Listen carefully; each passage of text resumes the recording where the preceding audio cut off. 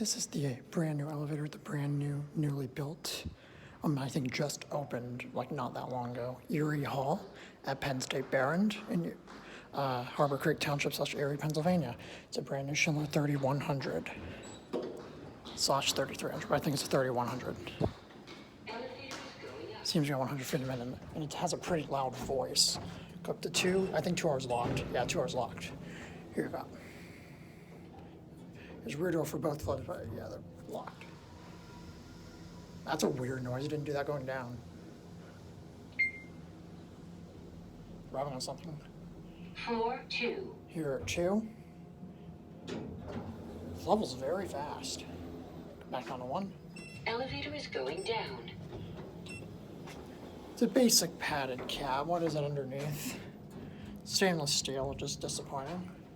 Has a construction floor, it's kind of lumpy. It's kind of weird to walk on. Floor 1. Back at 1. I really like how the leveling is fast.